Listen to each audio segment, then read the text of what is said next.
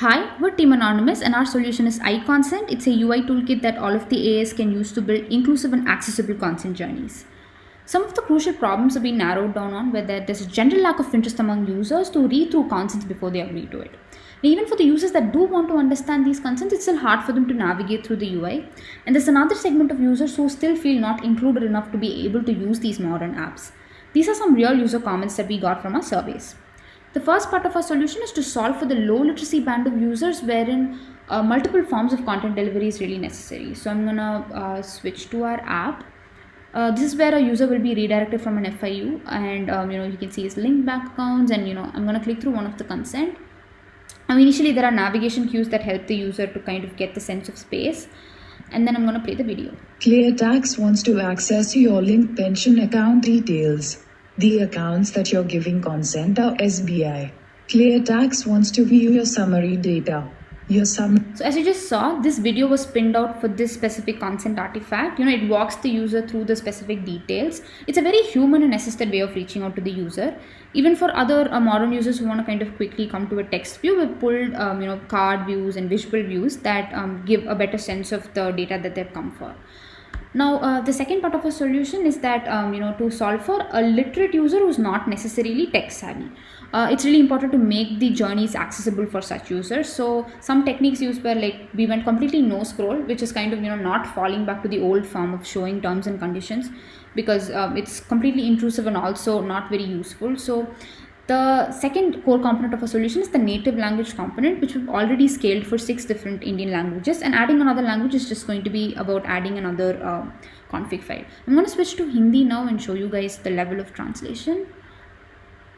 Even the queue would come in Hindi if it was, the browser language was in Hindi. I'm going to play the video now. Of India है। क्विकबुक्स आपके लेनदेन और profile data को stream करना चाहता है। 6 दिसंबर 2018 से 3 जुलाई 2020 तक का आपका। As you just saw, all the audio and the minute details were fully translated. Even the card content is also translated so that the user gets a full sense that he's in a site that was fully built for him. Now, apart from keeping it accessible, we've also made it inclusive for people with disabilities. So what a person with a visual disability hears is what a person with a hearing disability would see. So this sense of sensory parity makes it inclusive for people with disabilities as well. The final part of our solution is to solve for people who don't read through consents before they agree to it. So I'm gonna switch to the different language.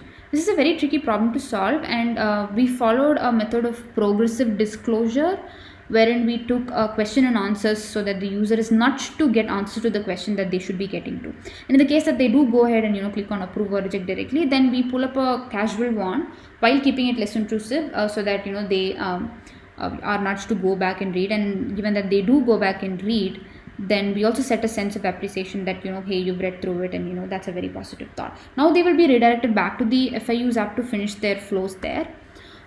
We did get the chance to do a bit of user testing, and we found that 100% of our users were able to understand the consents that they were coming for, and also 55% of them who reached out to approve or reject directly were nudged and pulled back to read the consent details.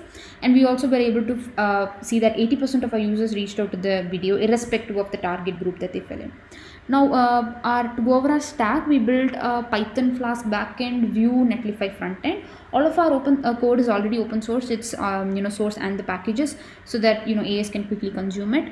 Now, our overall architecture was highly fully serverless and highly decoupled for cache, storage, and processing. So the overall cost to process 1 million consents is less than $100. So the ultimate benefit of investing in this and solving the problems is that to get the benefit of trust and word of mouth from the users, considering that it will be crucial for all of the AS that are rolling out in the next few months.